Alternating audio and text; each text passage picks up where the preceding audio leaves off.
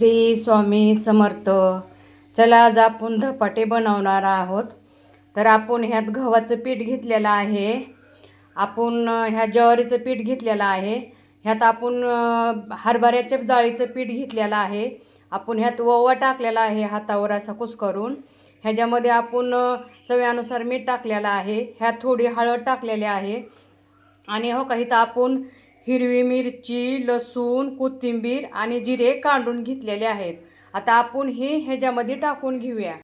आता आपण ह्याच्यामध्ये टाकून घेतलेलं आहे. तर आता आपण थोडं थोडं पाणी टाकून असंही मिसळून घेऊया. असं घट्ट बी नाही घ्यायचं आणि असं लय पातळ पण नाही घ्यायचं. असंही पीठ मिडियम मिसळून घ्यायचं आणि छोटे छोटे धपाटे बनवायचे. बघा इथं आता असं आपलं पीठ तिंबून घेतलेलं आहे.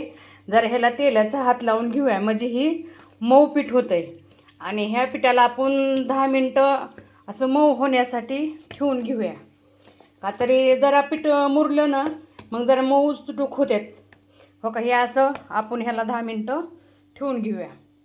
बघा आता 10 मिनटं झालेले आहेत.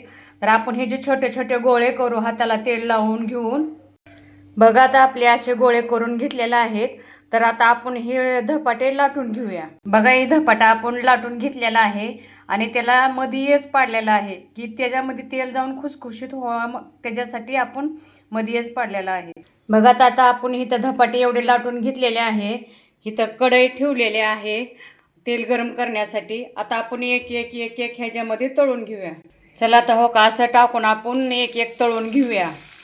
हो का, आता आपण गरम तेल झालेलं होतं, आपण तळायला टाकलेले आहेत आणि असं खालीवर करून घेऊया, पलटून घेऊया त्याला. चला माझ्या मैत्रिणींनो, दही धपाटं झालेलं आहे. आता आपण दही आणि धपाटं खाणार आहे. हे दही आहे, ताजं घरचं दही आहे.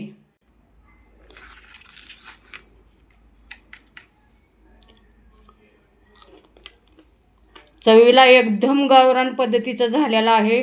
टेस्ट तर एकदम सुंदर आहे. त्याच्यामुळं माझ्या बहिणींनो एकदा करून बघा. मुलांसाठी खूप चवीला आहे आणि तुम्ही मला कमेंट करा.